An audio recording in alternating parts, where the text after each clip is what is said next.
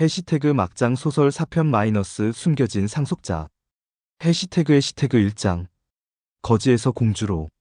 지은이는 고아원에서 자랐다. 18살이 되어 고아원을 나온 후 온갖 아르바이트를 하며 힘겹게 살고 있었다. 그날도 편의점에서 야간 아르바이트를 하고 있었는데 고급 양복을 입은 중년 남자가 들어왔다. 실례합니다. 혹시 이름이 한지은이신가요? 네, 맞는데요? 남자는 명함을 내밀었다. 대한 법무법인 김 변호사라고 적혀 있었다. 저는 고 한재윤 회장님의 변호사입니다. 회장님께서 돌아가시기 전에 당신을 찾아달라고 하셨어요. 지은이는 한재윤이라는 이름을 들어본 적이 없었다. 죄송하지만 그분을 모르는데요. 당신의 친할아버지입니다. 지은이는 깜짝 놀랐다. 자신은 고아라고 생각하고 살았는데 갑자기 할아버지가 나타났다니. 제가 고아원 출신인데요. 그건 복잡한 사정이 있습니다. 일단 제 사무실로 오시겠어요? 해시태그 2장. 충격적인 진실. 법무법인에서 김 변호사가 들려준 이야기는 충격적이었다. 한재윤 회장님은 한국 최대 그룹인 대성그룹의 창업주셨습니다. 지은이는 대성그룹을 몰랐다. 워낙 재벌과는 거리가 먼 삶을 살았기 때문이다. 회장님께는 두 아들이 있었습니다. 장남 한태수 씨와 차남 한태민 씨죠. 그럼 제 아버지는 한태민 씨입니다. 하지만 25년 전에 교통사고로 돌아가셨어요. 김 변호사는 계속해서 설명했다. 태민 씨는 일반인 여성과 사랑에 빠져서 결혼을 원했지만 회장님이 반대하셨어요. 그래서 둘이 도망쳐서 비밀 결혼을 했죠. 제 어머니는요? 어머니도 교통사고 때 같이 돌아가셨어요. 그때 당신은 3살이었고요. 지은이는 눈물이 났다. 부모님에 대한 기억이 전혀 없었는데 이렇게 사연을 듣게 되다니. 그럼 왜 저를 고아원에? 그건 한태수 씨 때문입니다. 해시태그 3장. 숨겨진 음모. 한태수 씨는 동생의 딸인 당신이 상속권을 주장할까봐 두려워했어요. 그래서 당신을 고아원에 보낸 거죠. 지은이는 분노했다. 그럼 삼촌이 저를 버린 거네요? 맞습니다. 하지만 회장님은 몰래 당신을 찾고 계셨어요. 그러다가 최근에 당신의 소재를 파악하게 된 거죠. 김 변호사는 유언장을 꺼냈다. 회장님께서 돌아가시기 전에 작성하신 유언장입니다. 한지은에게 대성그룹 지분 30%와 개인 재산 5천억 원을 상속한다. 지은이는 믿을 수 없었다. 어제까지 편의점 아르바이트생이었는데 갑자기 수조원의 상속자가 됐다니.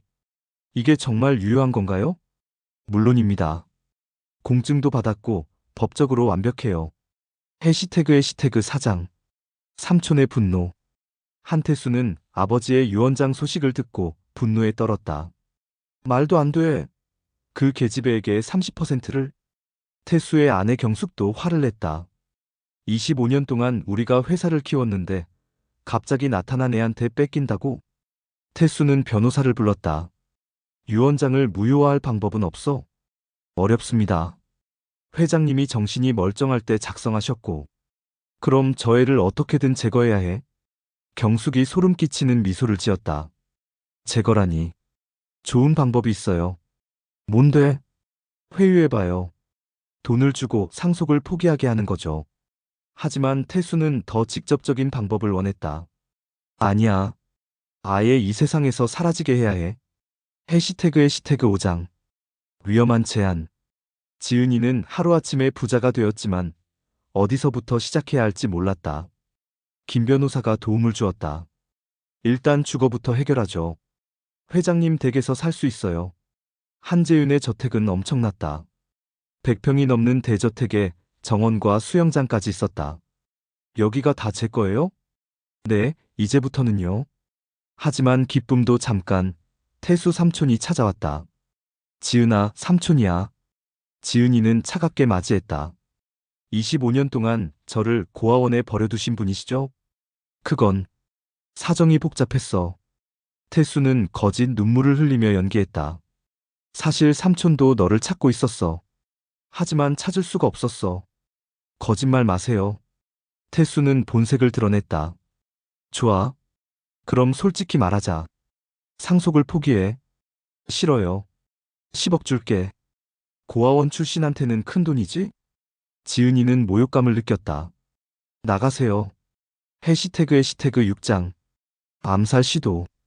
태수는 회유가 실패하자 극단적인 방법을 선택했다. 조폭들을 고용해서 지은이를 제거하려 한 것이다. 어느 날 밤 지은이가 집에 혼자 있을 때 검은 옷을 입은 남자들이 침입했다. 누구세요? 남자들은 대답 없이 지은이에게 다가왔다. 지은이는 위험을 느끼고 뒷문으로 도망쳤다. 도와주세요. 그때 갑자기 다른 남자들이 나타나서 침입자들과 싸우기 시작했다. 지은 씨, 괜찮으세요? 지은이를 구해준 남자는 서준이라고 자신을 소개했다.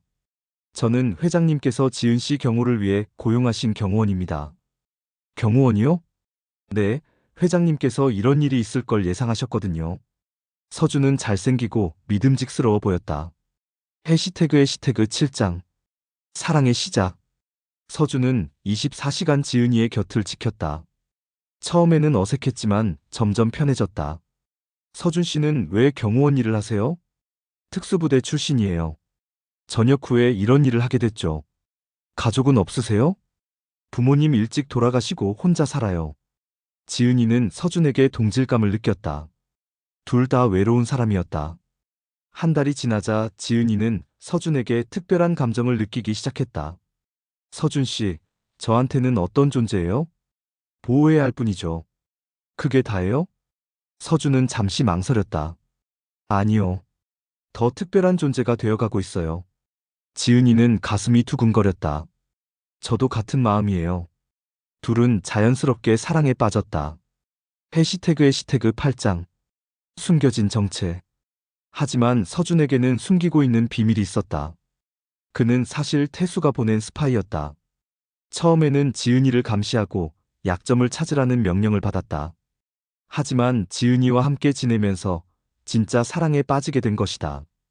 태수가 서준을 불렀다. 어떻게 되어가? 아직 시간이 더 필요합니다. 시간이 더 필요하긴 뭐가 필요해? 빨리 처리해. 서준은 고민에 빠졌다. 지은이를 사랑하게 됐는데 어떻게 배신할 수 있을까? 좀 더 시간을 주세요. 일주일 더 줄게. 그때까지 못하면 너를 제거하고 다른 방법을 쓸 거야. 서준은 절망했다. 어떻게 해야 할까? 해시태그 9장. 진실의 고백. 서준은 결국 지은이에게 모든 것을 고백하기로 했다. 지은 씨, 할 말이 있어요. 뭔데요? 사실, 저는 태수 씨가 보낸 스파이였어요. 지은이는 충격을 받았다. 뭐라고요? 처음에는 당신을 감시하라는 명령을 받았어요. 하지만 지금은 진짜로 사랑해요. 지은이는 배신감에 울음을 터뜨렸다. 그럼 지금까지가 다 거짓말이었어요? 아니에요. 사랑은 진짜예요. 어떻게 믿어요? 서준은 무릎을 꿇었다. 제가 증명해 드릴게요. 태수 씨와 맞서 싸울게요. 정말요? 네, 당신을 지키기 위해서라면 뭐든지 하겠어요. 해시태그 10장. 최후의 전쟁. 태수는 서준이 배신했다는 것을 알고 분노했다. 그놈까지 적으로 돌렸구나. 태수는 더 과격한 방법을 선택했다. 지은이가 타고 있는 차에 폭탄을 설치한 것이다. 하지만 서준이 미리 알아채고 지은이를 구했다. 위험해요. 차에서 내려요. 폭발 직전에. 막장 소설 4편 마이너스 숨겨진 상속자. 1장. 거지에서 공주로. 지은이는 고아원에서 자랐다. 18살이 되어 고아원을 나온 후 온갖 아르바이트를 하며 힘겹게 살고 있었다. 그날도 편의점에서 야간 아르바이트를 하고 있었는데 고급 양복을 입은 중년 남자가 들어왔다. 실례합니다. 혹시 이름이 한지은이신가요? 네, 맞는데요. 남자는 명함을 내밀었다. 대한 법무법인 김 변호사라고 적혀 있었다. 저는 고 한재윤 회장님의 변호사입니다. 회장님께서 돌아가시기 전에 당신을 찾아달라고 하셨어요. 지은이는 한재윤이라는 이름을 들어본 적이 없었다. 죄송하지만 그분을 모르는데요. 당신의 친할아버지입니다. 지은이는 깜짝 놀랐다. 자신은 고아라고 생각하고 살았는데 갑자기 할아버지가 나타났다니. 제가 고아원 출신인데요. 그건 복잡한 사정이 있습니다. 일단 제 사무실로 오시겠어요? 2장. 충격적인 진실. 법무법인에서 김 변호사가 들려준 이야기는 충격적이었다. 한재윤 회장님은 한국 최대 그룹인 대성그룹의 창업주셨습니다. 지은이는 대성그룹을 몰랐다. 워낙 재벌과는 거리가 먼 삶을 살았기 때문이다. 회장님께는 두 아들이 있었습니다. 장남 한태수 씨와 차남 한태민 씨죠. 그럼 제 아버지는 한태민 씨입니다. 하지만 25년 전에 교통사고로 돌아가셨어요. 김 변호사는 계속해서 설명했다. 태민 씨는 일반인 여성과 사랑에 빠져서 결혼을 원했지만 회장님이 반대하셨어요. 그래서 둘이 도망쳐서 비밀 결혼을 했죠. 제 어머니는요? 어머니도 교통사고 때 같이 돌아가셨어요. 그때 당신은 3살이었고요. 지은이는 눈물이 났다. 부모님에 대한 기억이 전혀 없었는데 이렇게 사연을 듣게 되다니. 그럼 왜 저를 고아원에? 그건 한태수 씨 때문입니다. 3장. 숨겨진 음모. 한태수 씨는 동생의 딸인 당신이 상속권을 주장할까봐 두려워했어요. 그래서 당신을 고아원에 보낸 거죠. 지은이는 분노했다. 그럼 삼촌이 저를 버린 거네요? 맞습니다. 하지만 회장님은 몰래 당신을 찾고 계셨어요. 그러다가 최근에 당신의 소재를 파악하게 된 거죠.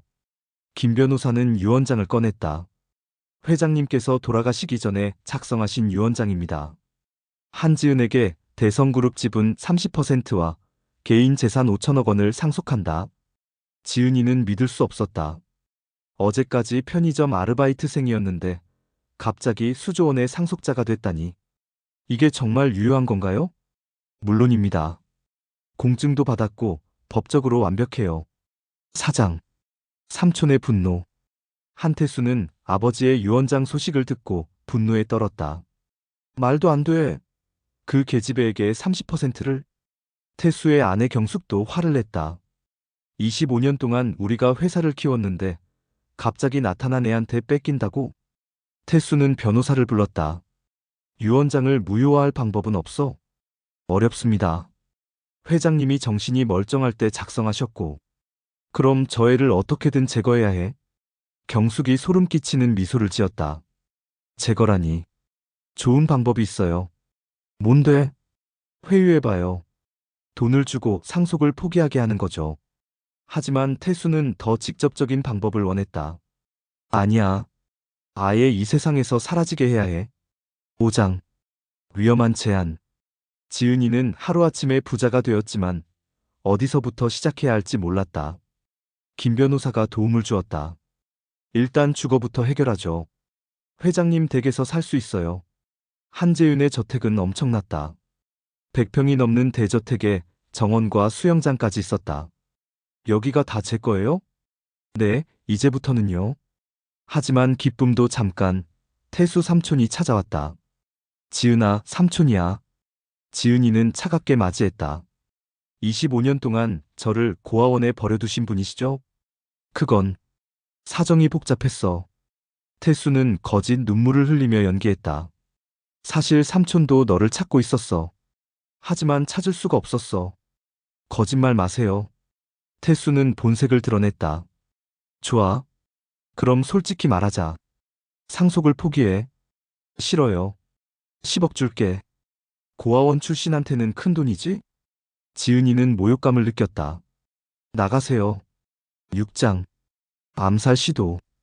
태수는 회유가 실패하자 극단적인 방법을 선택했다. 조폭들을 고용해서 지은이를 제거하려 한 것이다. 어느 날 밤 지은이가 집에 혼자 있을 때 검은 옷을 입은 남자들이 침입했다. 누구세요? 남자들은 대답 없이 지은이에게 다가왔다. 지은이는 위험을 느끼고 뒷문으로 도망쳤다. 도와주세요. 그때 갑자기 다른 남자들이 나타나서 침입자들과 싸우기 시작했다. 지은 씨, 괜찮으세요? 지은이를 구해준 남자는 서준이라고 자신을 소개했다. 저는 회장님께서 지은 씨 경호를 위해 고용하신 경호원입니다. 경호원이요? 네, 회장님께서 이런 일이 있을 걸 예상하셨거든요. 서준은 잘생기고 믿음직스러워 보였다. 7장. 사랑의 시작. 서준은 24시간 지은이의 곁을 지켰다. 처음에는 어색했지만 점점 편해졌다. 서준 씨는 왜 경호원 일을 하세요? 특수부대 출신이에요. 전역 후에 이런 일을 하게 됐죠. 가족은 없으세요? 부모님 일찍 돌아가시고 혼자 살아요. 지은이는 서준에게 동질감을 느꼈다. 둘 다 외로운 사람이었다. 한 달이 지나자 지은이는 서준에게 특별한 감정을 느끼기 시작했다. 서준 씨, 저한테는 어떤 존재예요? 보호해야 할 뿐이죠. 그게 다예요? 서준은 잠시 망설였다. 아니요. 더 특별한 존재가 되어가고 있어요. 지은이는 가슴이 두근거렸다. 저도 같은 마음이에요. 둘은 자연스럽게 사랑에 빠졌다. 8장. 숨겨진 정체. 하지만 서준에게는 숨기고 있는 비밀이 있었다. 그는 사실 태수가 보낸 스파이였다. 처음에는 지은이를 감시하고 약점을 찾으라는 명령을 받았다. 하지만 지은이와 함께 지내면서 진짜 사랑에 빠지게 된 것이다. 태수가 서준을 불렀다. 어떻게 되어가? 아직 시간이 더 필요합니다. 시간이 더 필요하긴 뭐가 필요해? 빨리 처리해. 서준은 고민에 빠졌다. 지은이를 사랑하게 됐는데 어떻게 배신할 수 있을까? 좀 더 시간을 주세요. 일주일 더 줄게. 그때까지 못하면 너를 제거하고 다른 방법을 쓸 거야. 서준은 절망했다. 어떻게 해야 할까? 9장. 진실의 고백. 서준은 결국 지은이에게 모든 것을 고백하기로 했다. 지은 씨, 할 말이 있어요. 뭔데요? 사실, 저는 태수 씨가 보낸 스파이였어요. 지은이는 충격을 받았다. 뭐라고요? 처음에는 당신을 감시하라는 명령을 받았어요. 하지만 지금은 진짜로 사랑해요. 지은이는 배신감에 울음을 터뜨렸다. 그럼 지금까지가 다 거짓말이었어요? 아니에요. 사랑은 진짜예요. 어떻게 믿어요? 서준은 무릎을 꿇었다. 제가 증명해 드릴게요. 태수 씨와 맞서 싸울게요. 정말요? 네, 당신을 지키기 위해서라면 뭐든지 하겠어요. 10장. 최후의 전쟁. 태수는 서준이 배신했다는 것을 알고 분노했다. 그놈까지 적으로 돌렸구나. 태수는 더 과격한 방법을 선택했다. 지은이가 타고 있는 차에 폭탄을 설치한 것이다. 하지만 서준이 미리 알아채고 지은이를 구했다. 위험해요. 차에서 내려요. 폭발 직전에 둘은 차에서 뛰어내렸다. 뒤에서 엄청난 폭발음이 들렸다. 살았어요. 지은이는 서준의 품에 안겨 떨었다. 이제 정말 전쟁이네요. 서준은 지은이를 안전한 곳으로 피신시킨 후 태수에게 직접 찾아갔다. 태수 씨, 이제 그만하세요. 이 배신자야. 네가 감히. 태수는 권총을 꺼냈다. 지은이를 죽이지 못하면 너라도 죽여주마. 하지만 서준은 특수부대 출신답게 순식간에 태수를 제압했다. 경찰에 신고할게요. 살인 미수죄로. 11장. 진실의 승리. 태수는 결국 체포됐다. 폭탄 테러와 살인 미수 혐의였다.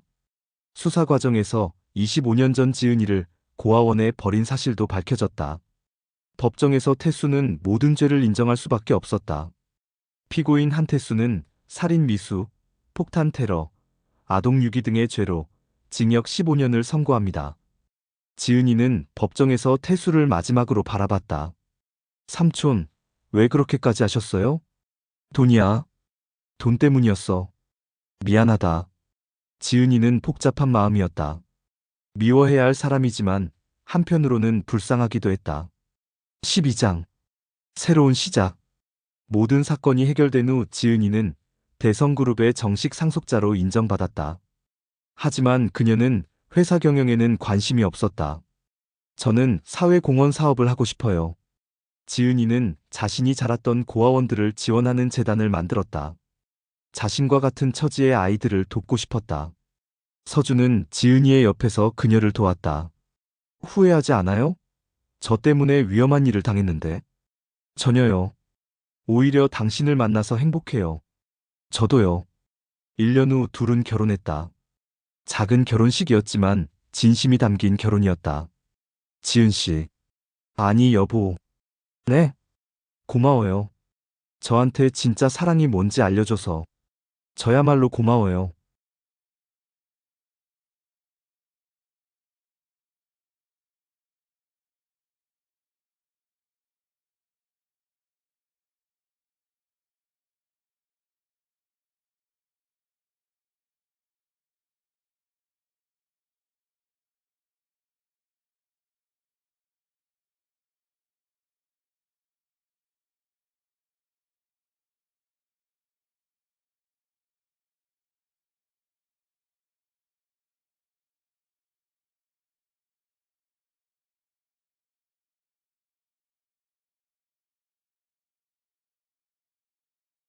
모든 시련을 견뎌낸 사랑은 더욱 단단해졌고 앞으로도 영원히 계속될 것이었다.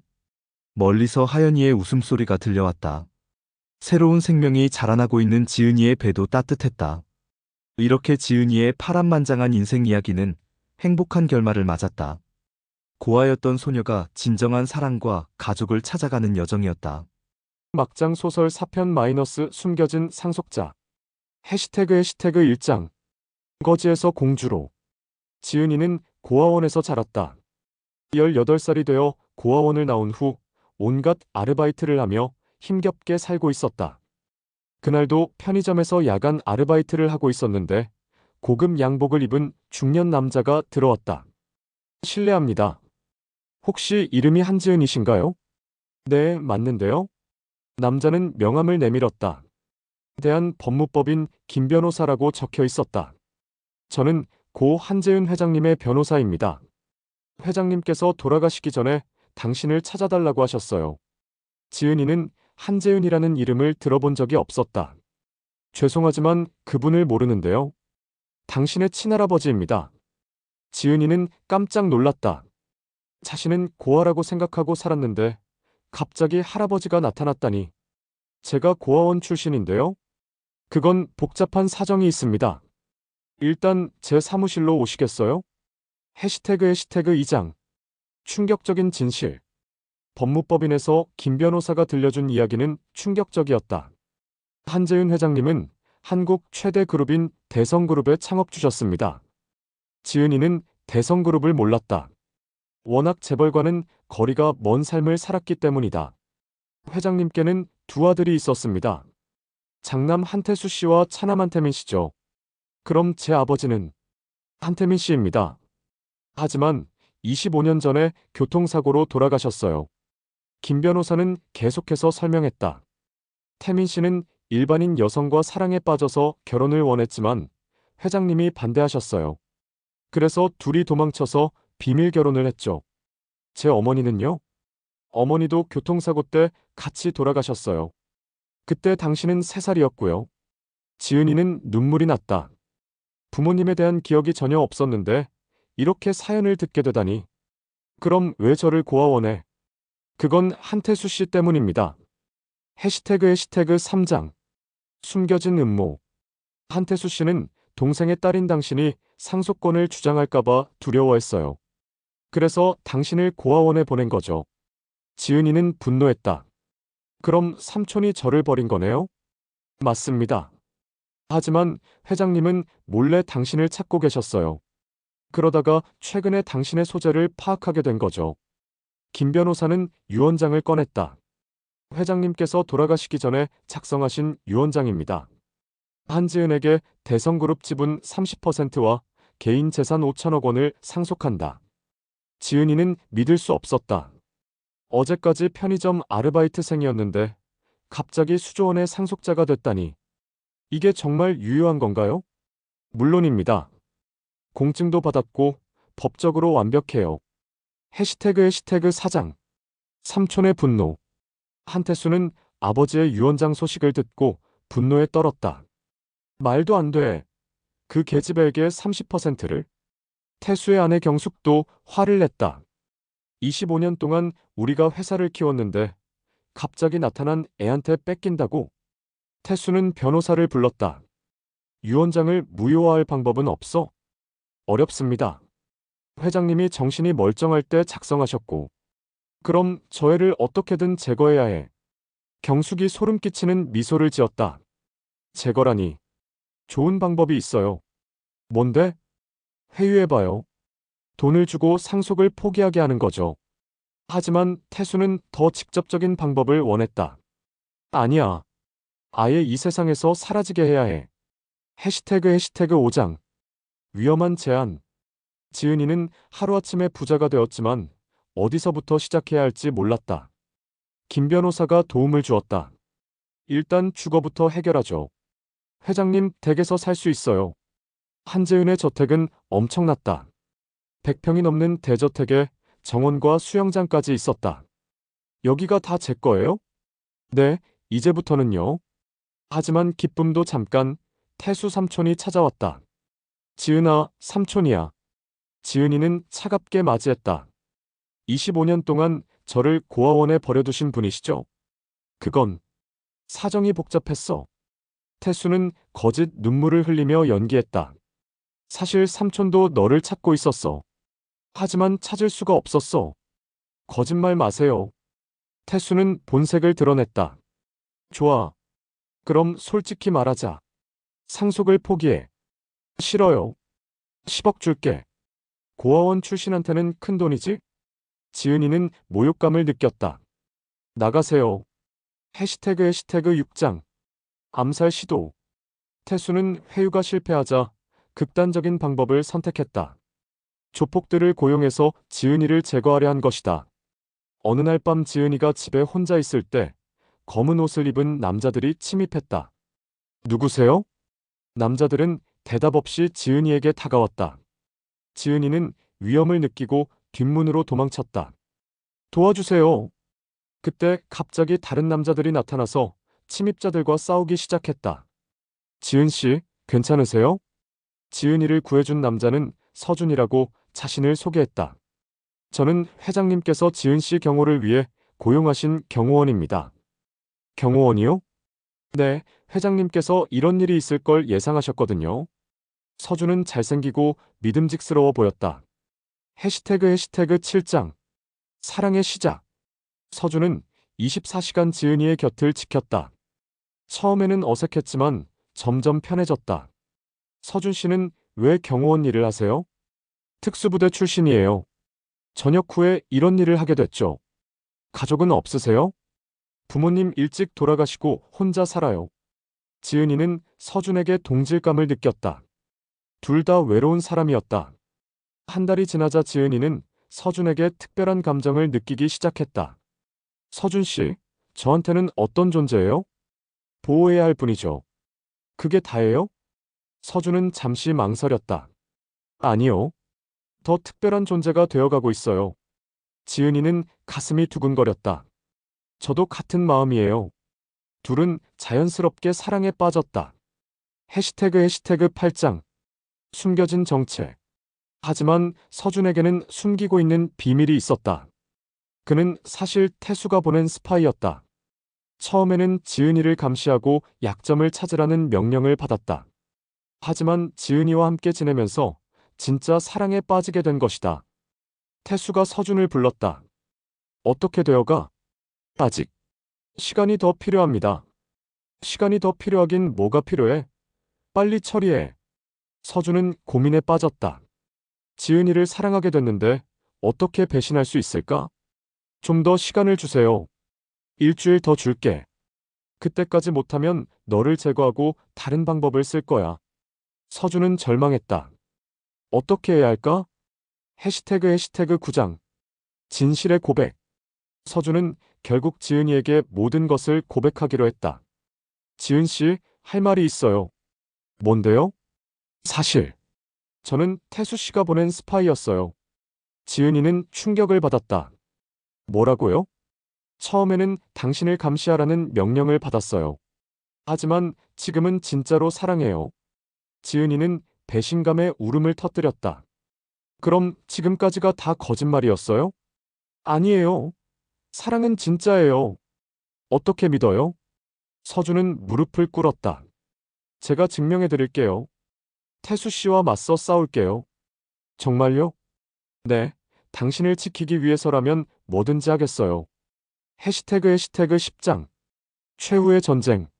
태수는 서준이 배신했다는 것을 알고 분노했다. 그놈까지 적으로 돌렸구나. 태수는 더 과격한 방법을 선택했다. 지은이가 타고 있는 차에 폭탄을 설치한 것이다. 하지만 서준이 미리 알아채고 지은이를 구했다. 위험해요. 차에서 내려요. 폭발 직전에 둘은 차에서 뛰어내렸다. 뒤에서 엄청난 폭발음이 들렸다. 살았어요. 지은이는 서준의 품에 안겨 떨었다. 이제 정말 전쟁이네요. 서준은 지은이를 안전한 곳으로 피신시킨 후 태수에게 직접 찾아갔다. 태수 씨, 이제 그만하세요. 이 배신자야. 네가 감히. 태수는 권총을 꺼냈다. 지은이를 죽이지 못하면 너라도 죽여주마.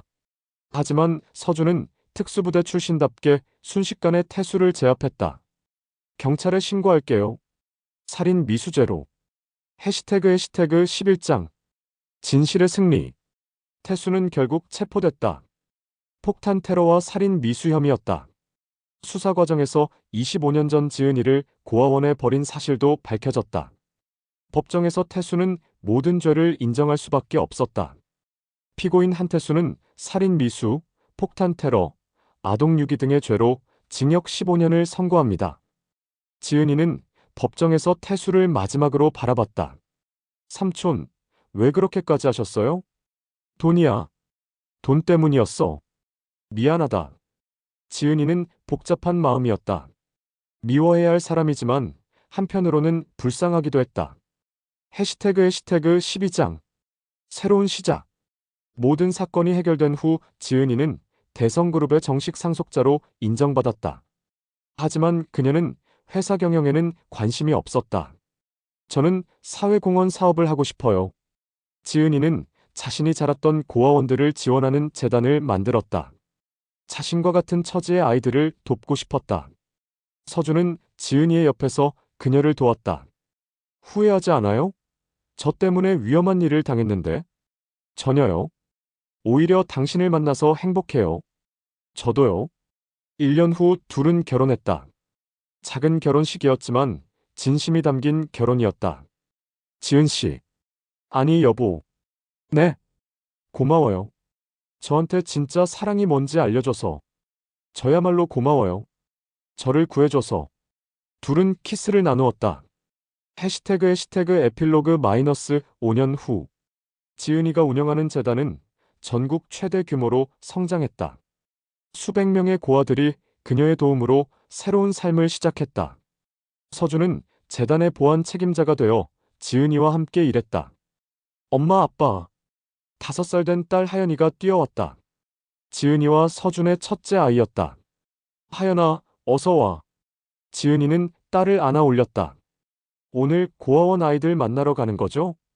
그래, 같이 갈까? 네. 하연이는 고아원 아이들과 노는 것을 좋아했다. 어린 나이지만 나누는 기쁨을 알고 있었다. 여보, 우리 둘째도 곧 태어나는데 더 바빠질 것 같아요. 지은이는 임신 7개월이었다. 괜찮아요. 우리 함께니까. 서준이 지은이의 배를 쓰다듬었다. 그런데 정말 신기해요. 고아였던 제가 이렇게 큰 가족을 갖게 되다니. 운명이었나 봐요. 맞아요. 모든 고통이 이 행복을 위한 과정이었던 것 같아요. 저택정원에서 가족 사진을 찍었다. 지은이, 서준, 하연이, 그리고 뱃속의 아기까지. 완벽한 가족이었다. 감옥에 있는 태수 삼촌에게도 가끔 면회를 갔다. 처음에는 거부했지만 지은이의 진심에 마음을 연 태수는 조카를 진심으로 축복해 주었다. 지은아, 삼촌이 정말 미안했다. 너 덕분에 사람이 뭔지 알게 됐어. 삼촌도 나중에 출소하시면 저희와 함께 살아요. 지은이의 관대함에 태수는 눈물을 흘렸다. 고아에서 재벌 상속자가 되고 사랑도 찾고 진정한 가족도 만든 지은이. 그녀의 인생은 드라마보다 더 극적이었지만 결국 해피엔딩으로 끝났다. 사랑해요, 서준 씨. 저도 사랑해요, 지은 씨. 석양이 지는 정원에서 부부는 서로를 바라보며 미소 지었다. 모든 시련을 견뎌낸 사랑은 더욱 단단해졌고 앞으로도 영원히 계속될 것이었다. 멀리서 하연이의 웃음소리가 들려왔다. 새로운 생명이 자라나고 있는 지은이의 배도 따뜻했다. 이렇게 지은이의 파란만장한 인생 이야기는 행복한 결말을 맞았다. 고아였던 소녀가 진정한 사랑과 가족을 찾아가는 여정이었다. 해시태그 막장 소설 4편 마이너스 숨겨진 상속자. 해시태그 1장. 거지에서 공주로. 지은이는 고아원에서 자랐다. 18살이 되어 고아원을 나온 후 온갖 아르바이트를 하며 힘겹게 살고 있었다. 그날도 편의점에서 야간 아르바이트를 하고 있었는데 고급 양복을 입은 중년 남자가 들어왔다. 실례합니다. 혹시 이름이 한지은이신가요? 네, 맞는데요. 남자는 명함을 내밀었다. 대한법무법인 김 변호사라고 적혀 있었다. 저는 고 한재은 회장님의 변호사입니다. 회장님께서 돌아가시기 전에 당신을 찾아달라고 하셨어요. 지은이는 한재은이라는 이름을 들어본 적이 없었다. 죄송하지만 그분을 모르는데요.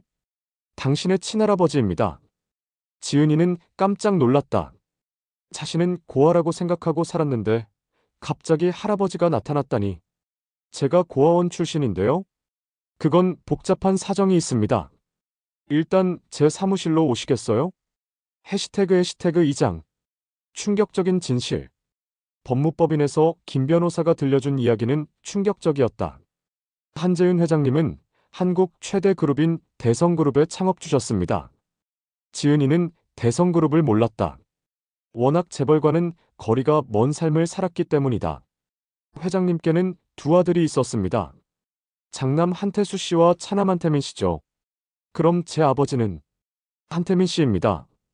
하지만 25년 전에 교통사고로 돌아가셨어요. 김 변호사는 계속해서 설명했다. 태민 씨는 일반인 여성과 사랑에 빠져서 결혼을 원했지만 회장님이 반대하셨어요. 그래서 둘이 도망쳐서 비밀 결혼을 했죠. 제 어머니는요? 어머니도 교통사고 때 같이 돌아가셨어요. 그때 당신은 3살이었고요. 지은이는 눈물이 났다. 부모님에 대한 기억이 전혀 없었는데 이렇게 사연을 듣게 되다니. 그럼 왜 저를 고아원에? 그건 한태수 씨 때문입니다. 해시태그 3장. 숨겨진 음모.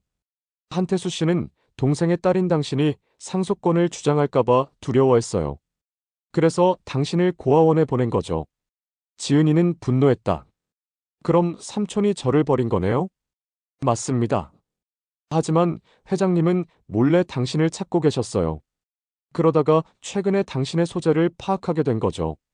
김 변호사는 유언장을 꺼냈다. 회장님께서 돌아가시기 전에 작성하신 유언장입니다.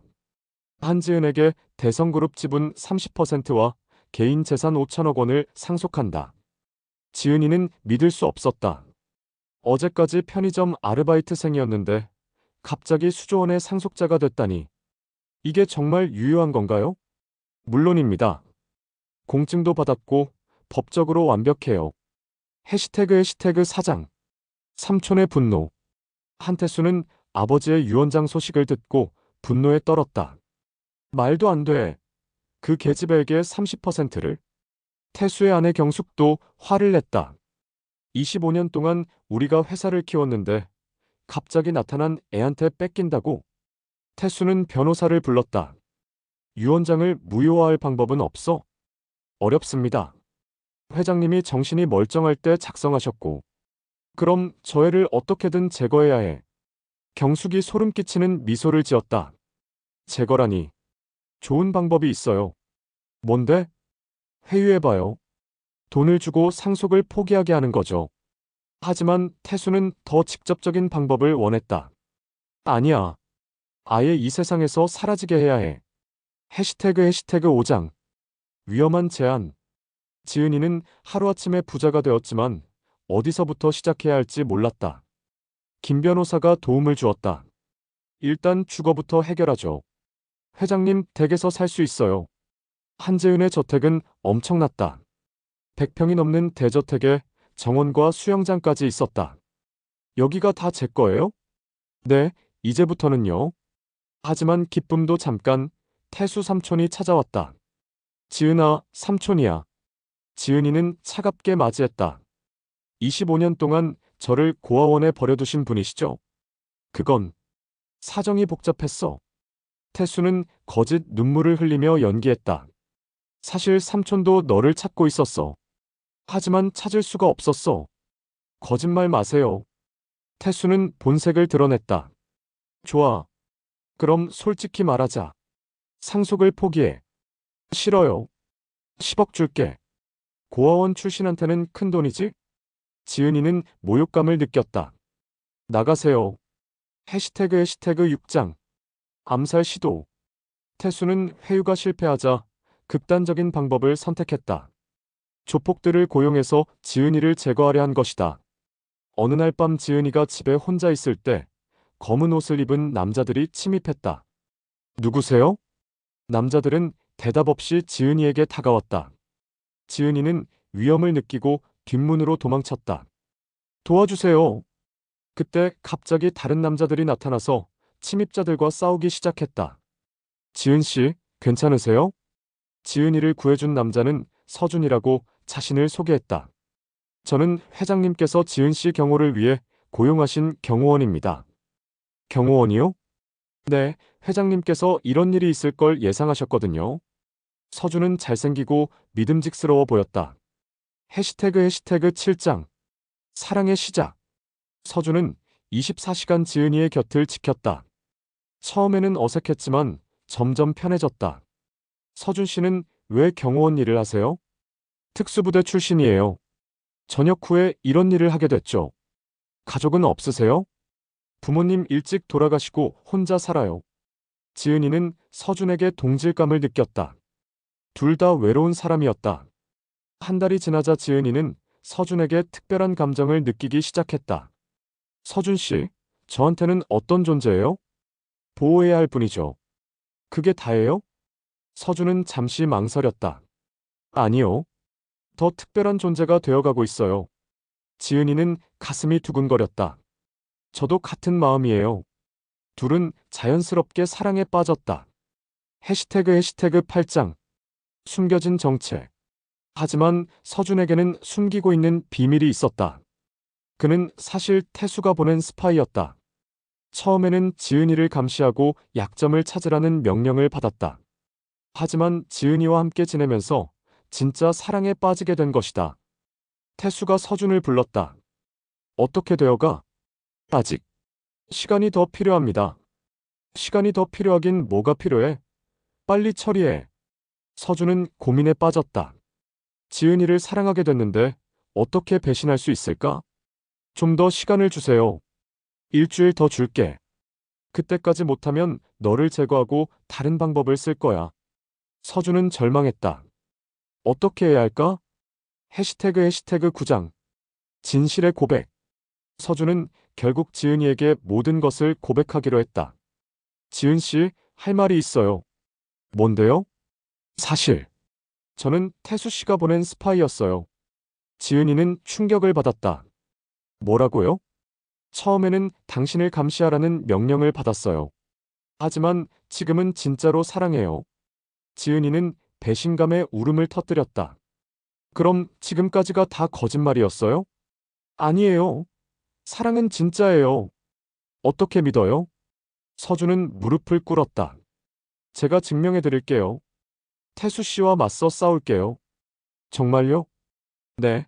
당신을 지키기 위해서라면 뭐든지 하겠어요. 해시태그 10장. 최후의 전쟁. 태수는 서준이 배신했다는 것을 알고 분노했다. 그놈까지 적으로 돌렸구나. 태수는 더 과격한 방법을 선택했다. 지은이가 타고 있는 차에 폭탄을 설치한 것이다. 하지만 서준이 미리 알아채고 지은이를 구했다. 위험해요. 차에서 내려요. 폭발 직전에 둘은 차에서 뛰어내렸다. 뒤에서 엄청난 폭발음이 들렸다. 살았어요. 지은이는 서준의 품에 안겨 떨었다.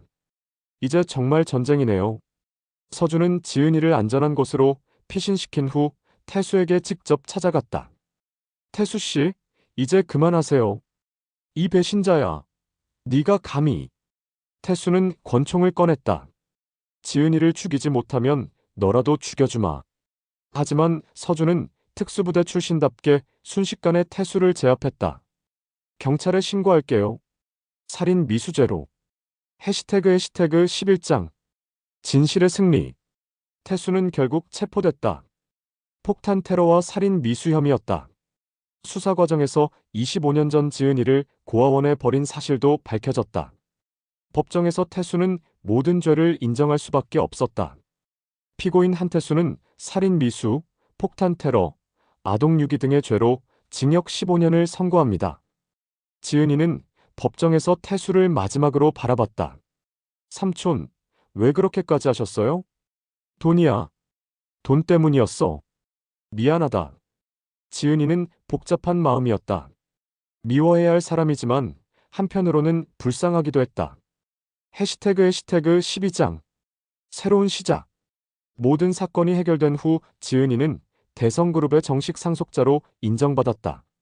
하지만 그녀는 회사 경영에는 관심이 없었다.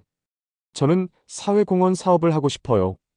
지은이는 자신이 자랐던 고아원들을 지원하는 재단을 만들었다. 자신과 같은 처지의 아이들을 돕고 싶었다. 서준은 지은이의 옆에서 그녀를 도왔다. 후회하지 않아요? 저 때문에 위험한 일을 당했는데. 전혀요. 오히려 당신을 만나서 행복해요. 저도요. 1년 후 둘은 결혼했다. 작은 결혼식이었지만 진심이 담긴 결혼이었다. 지은 씨. 아니, 여보. 네. 고마워요. 저한테 진짜 사랑이 뭔지 알려줘서. 저야말로 고마워요. 저를 구해줘서. 둘은 키스를 나누었다. 해시태그 에필로그 -5년 후. 지은이가 운영하는 재단은 전국 최대 규모로 성장했다. 수백 명의 고아들이 그녀의 도움으로 새로운 삶을 시작했다. 서준은 재단의 보안 책임자가 되어 지은이와 함께 일했다. 엄마, 아빠.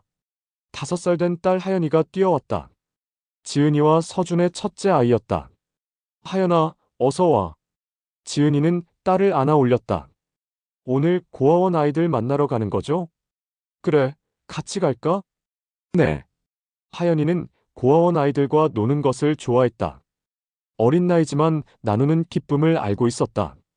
여보, 우리 둘째도 곧 태어나는데 더 바빠질 것 같아요. 지은이는 임신 7개월이었다. 괜찮아요. 우리 함께니까. 서준이 지은이의 배를 쓰다듬었다. 그런데 정말 신기해요. 고아였던 제가 이렇게 큰 가족을 갖게 되다니. 운명이었나 봐요. 맞아요. 모든 고통이 이 행복을 위한 과정이었던 것 같아요. 저택 정원에서 가족 사진을 찍었다. 지은이, 서준, 하연이, 그리고 뱃속의 아기까지. 완벽한 가족이었다. 감옥에 있는 태수 삼촌에게도 가끔 면회를 갔다. 처음에는 거부했지만 지은이의 진심에 마음을 연 태수는 조카를 진심으로 축복해 주었다. 지은아, 삼촌이 정말 미안했다. 너 덕분에 사람이 뭔지 알게 됐어. 삼촌도 나중에 출소하시면 저희와 함께 살아요. 지은이의 관대함에 태수는 눈물을 흘렸다. 고아에서 재벌 상속자가 되고 사랑도 찾고 진정한 가족도 만든 지은이. 그녀의 인생은 드라마보다 더 극적이었지만 결국 해피엔딩으로 끝났다. 사랑해요, 서준 씨. 저도 사랑해요, 지은 씨. 석양이 지는 정원에서 부부는 서로를 바라보며 미소 지었다. 모든 시련을 견뎌낸 사랑은 더욱 단단해졌고 앞으로도 영원히 계속될 것이었다. 멀리서 하연이의 웃음소리가 들려왔다. 새로운 생명이 자라나고 있는 지은이의 배도 따뜻했다. 이렇게 지은이의 파란만장한 인생 이야기는 행복한 결말을 맞았다. 고아였던 소녀가 진정한 사랑과 가족을 찾아가는 여정이었다. 해시태그 막장 소설 1편 마이너스 복수의 시작. 해시태그 1장. 배신의 발견. 미영은 남편 재현의 휴대폰에서 발견한 문자 메시지를 보며 온몸이 떨렸다. 자기야, 오늘 밤에도 와줄 거지? 아이가 잠들면 전화할게. 사랑해. 발신자는 영이었다. 미영의 친언니 이름이었다. 미영은 믿을 수 없어 몇 번이나 다시 읽어봤다. 5년 결혼 생활 동안 재현을 믿고 살았는데 그것도 친언니와 불륜을 저지르고 있다니. 손이 덜덜 떨리는 가운데 다른 메시지들을 확인해봤다.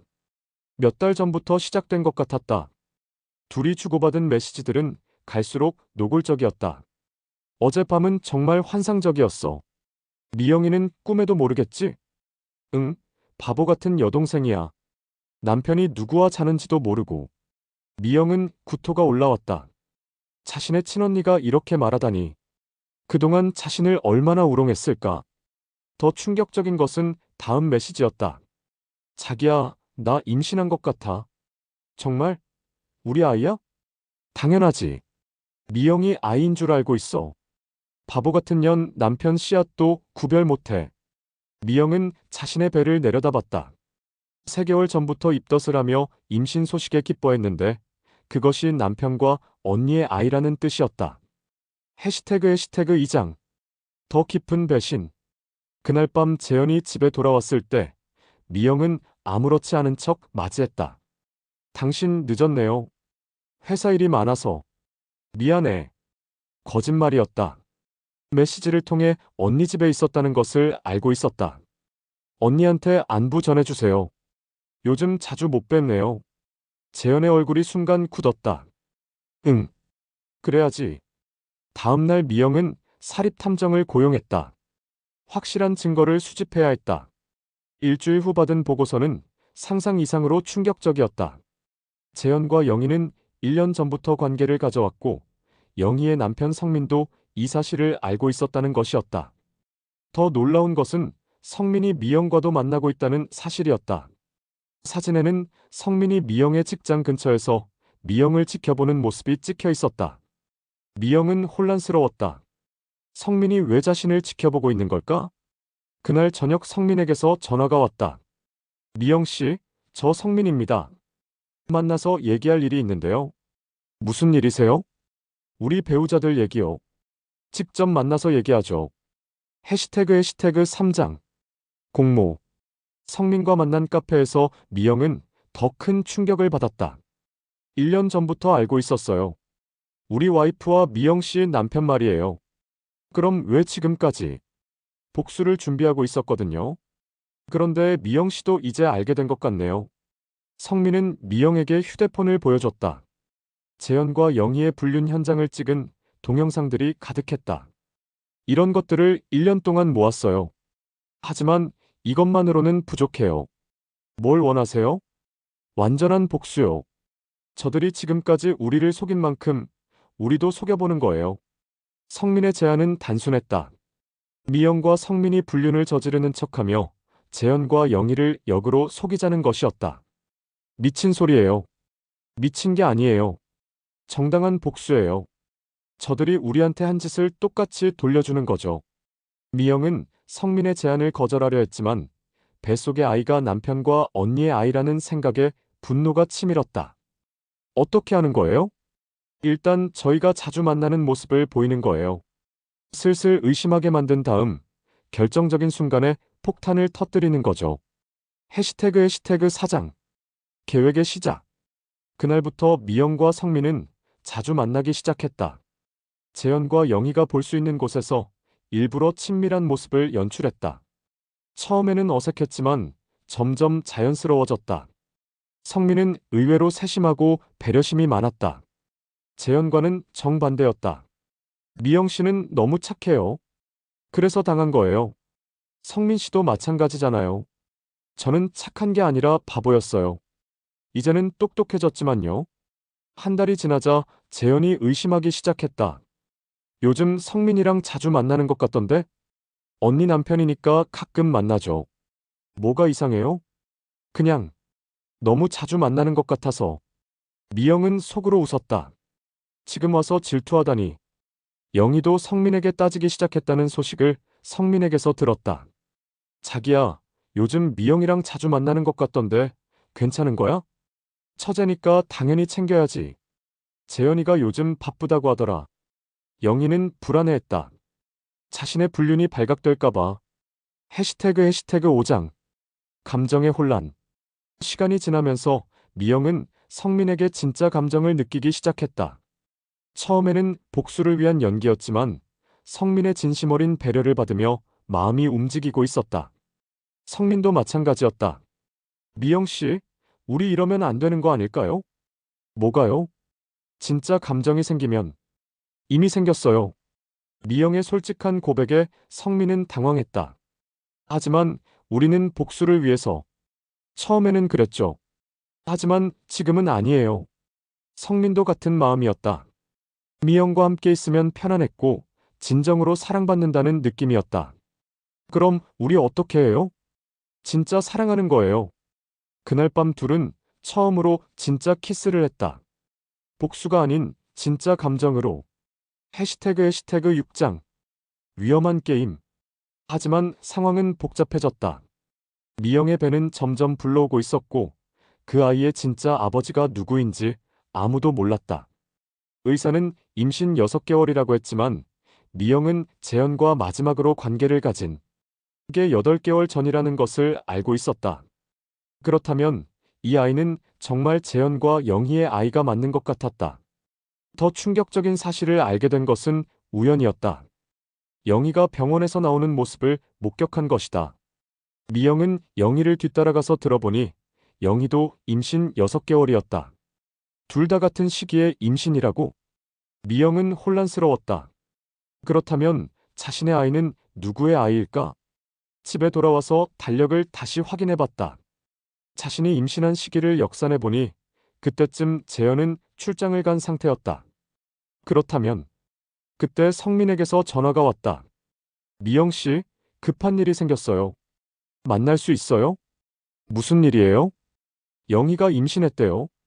그것도 쌍둥이래요. 해시태그 7장. 복잡한 진실. 성민과 만난 미영은 더 충격적인 사실을 들었다. 영희가 병원에서 유전자 검사를 받았대요. 왜요? 아이 아빠가 누구인지 확인하려고요. 미영은 가슴이 철렁했다. 결과는요? 재현이 아니래요. 그럼 누구예요? 제가 아빠래요. 미영은 어이가 없었다. 영희가 재현과 성민 둘 다와 관계를 가졌다는 뜻이었다. 성민 씨도 모르셨어요?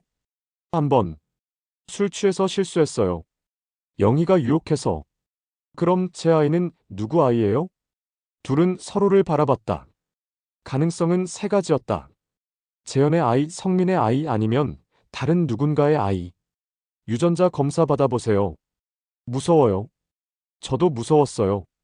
하지만 알아야 해요. 그날 미영은 병원에서 유전자 검사를 받았다. 결과가 나오는데 일주일이 걸린다고 했다. 해시태그 8장. 폭로의 시간. 일주일 후 검사 결과를 받은 미영은 경악했다. 아이의 아버지는 성민이었다. 어떻게 이런 일이? 미영은 기억을 더듬어 봤다. 성민과 복수 계획을 세우며 여러 번 만났는데 그중 한 번 술을 너무 많이 마신 적이 있었다. 그날 무슨 일이 있었는지 기억이 나지 않았다. 성민에게 전화를 걸었다. 성민 씨 맞나요? 결과 나왔어요? 네. 만나서 얘기해요.